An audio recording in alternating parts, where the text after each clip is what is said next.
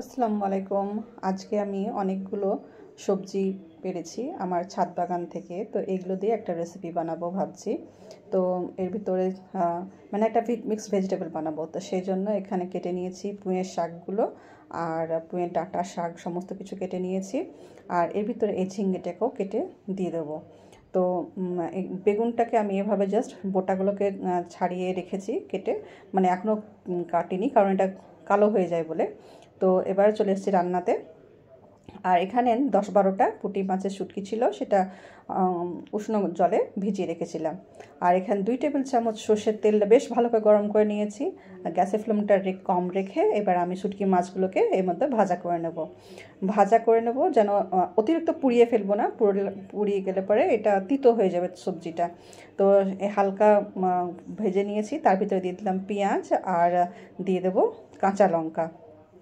পেঁয়াজ আর কাঁচা লঙ্কাগুলো বেশ যখন হালকা ট্রান্সপারেন্ট হয়ে আসবে ভাজাটা, তখন এটার ভিতরে আমি দিয়ে দেবো একটি কিউব ওই আদা রসুন আর অল্প একটু পেঁয়াজ বাটা দিয়ে এটা দিয়ে দিচ্ছি। এই কিউবটা হচ্ছে আদা রসুন আর পেঁয়াজের একটু পেঁয়াজ দিয়ে বাটা আর কি, বাটনা দিয়ে দিলাম। একটু গলে যাক এটা, তারপরে এই মশলাটাকে আমরা কষিয়ে নেব।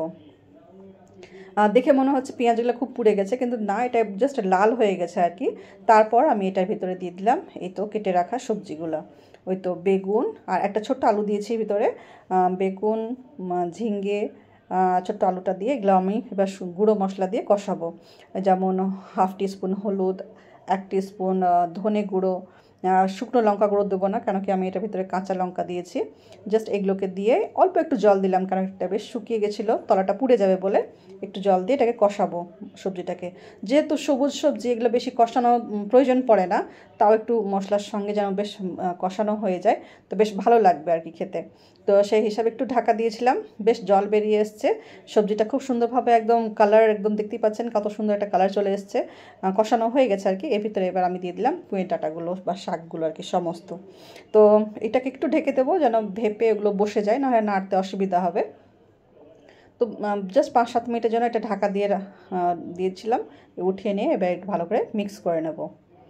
এই সবজিটা খেতে গরম গরম ভাতের সাথে দুর্দান্ত লাগে, ট্রাই করে দেখবেন।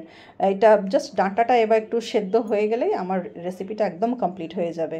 তো এদিকে নাড়াচাড়া করে এর ভিতরে আমি একটু জল দেব, কারণ ডাঁটাগুলো সেদ্ধ হয়নি। তো সেই হিসাবে একটু নাড়াচাড়া করে নিয়ে এইটার ভিতরে একটু দেখে নিচ্ছি ডাঁটাটা সেদ্ধ হয়নি, তো সেই হিসাবে অল্প একটু আমি জাস্ট জল দিলাম, 1/2 কাপ মতন দিয়ে একটু এটাকে ফুটিয়ে নিয়ে দমে রাখবো আর কি, মানে একদম লো ফ্লেমে রাখবো, জাস্ট ওটাতে সেদ্ধ হয়ে যাবে। দুর্দান্ত স্বাদের এই মিক্সড ভেজিটেবলটা অবশ্যই ট্রাই করে দেখবেন।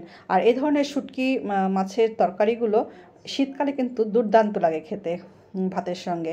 ট্রাই করে দেখবেন, ভালো লাগলে পরে রেসিপিটা শেয়ার করবেন। দেখতেই পাচ্ছেন রেসিপিটা কেমন থাকবে, একটু ল্যাটপেটে, গায়ে মাখো মাখো থাকবে একদম দারুণ। এই রেসিপিটা আপনারা অবশ্যই ট্রাই করবেন, আর ভালো লাগলে পরে কমেন্টে জানাবেন।